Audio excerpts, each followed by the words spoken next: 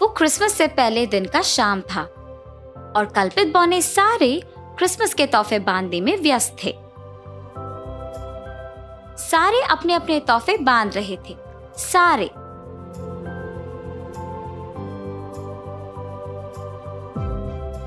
सिवाय एक बौने के। ये बौना एक कोने में अकेले बैठा था। वो एक खिलौने को ठीक कर रहा था ताकि वो अच्छा दिखे। सांता ने देखा कि बौना उस खिलौने को ठीक करने के लिए बहुत वक्त ले रहा था, तो वो उससे बात करने गए। हेलो मेरे नन्हे बौने। सांता, मुझे माफ कीजिए, ये बहुत वक्त ले रहा है। ये काम खत्म ना करने के लिए मुझे माफ कीजिए। हो मेरे प्यारे बौने, अगर दिल से करोगे तो मुझे पता है कि ये काम झट से खत्म कर लोगे। मैं अपने दिल से ही प्रयत्न कर रहा हूँ, पर फिर भी इसे ठीक नहीं कर पा रहा हूँ। अगर तुम अपने काम में विश्वास रखोगे तो अद्भुत चीजें कर सकते हो। सांता की बातें सुनकर बौने ने खिलौने को ठीक कर दिया और सांता को दे दिया।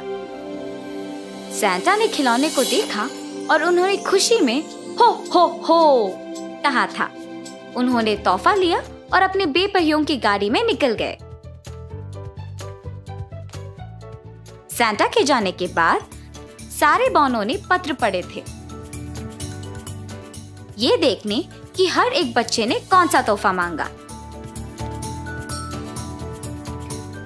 सारे पत्रों में से एक था जो बहुत अलग था।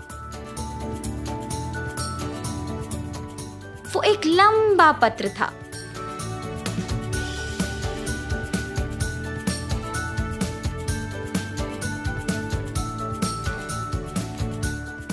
बौने ने वो पत्र कमरे के बीच लाके पढ़ना शुरू किया। प्रिय सांता, मेरा नाम जॉन है। मैं एक 65 साल का दर्जी हूँ।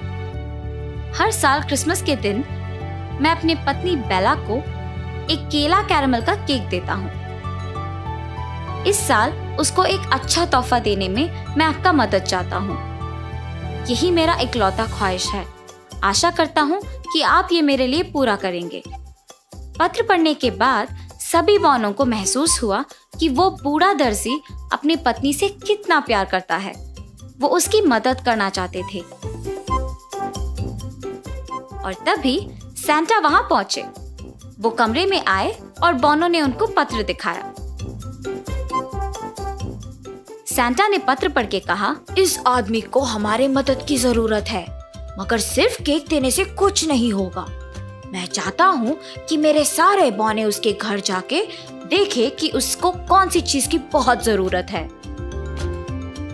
बौने सारे जॉन के घर गए और देखते हैं कि वो उसके दुकान में काम कर रहा था।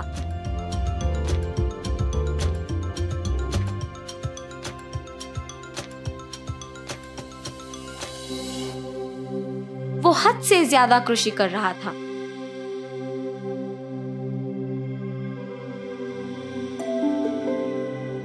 जॉन एक पोशाक का सिलाई कर रहा था महापौर की पत्नी के लिए। सिलाई करते वक्त कपड़ा खत्म हो जाने के कारण उसके पास पोशाक को पूरा करने के लिए कुछ नहीं था। हाय भगवान, अब मैं इस पोशाक को कपड़े के बिना कैसे पूरा करूंगा?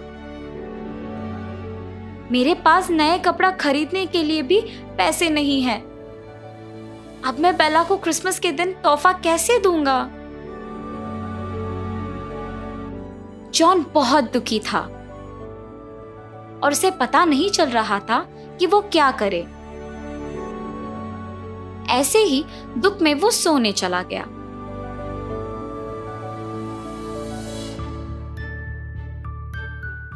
उस रात को बौने जॉन के घर में चुपके से गए और जल्दी से पोशाक को सिलाना शुरू कर दिए। पोशाक निश्चित रूप से खूबसूरत दिखने वाला था।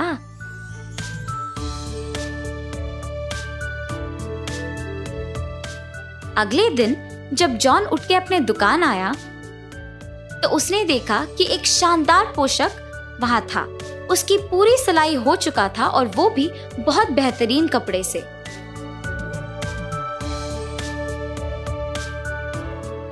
महापौर पोशाक को लेने आए और जब उसने पोशाक को देखा तो आश्चर्यचकित रह गए। ये बहुत खूबसूरत है जॉन, महापौर ने कहा। मुझे यकीन है कि मेरी पत्नी इसे बहुत पसंद करेगी।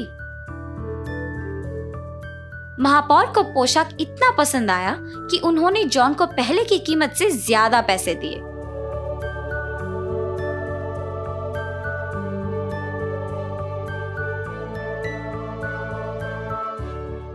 ये खूबसूरत पोशाक देख शहर में सभी जॉन के दुकान में अपने कपड़े सिलवाना चाहते थे। सभी आके जॉन के दुकान के बाहर लाइन में खड़े हो गए थे। इतने सारे लोग थे कि जॉन को और लोग की जरूरत पड़ गई थी काम करने के लिए। एक पोशाक की वजह से जॉन का व्यापार निखरा।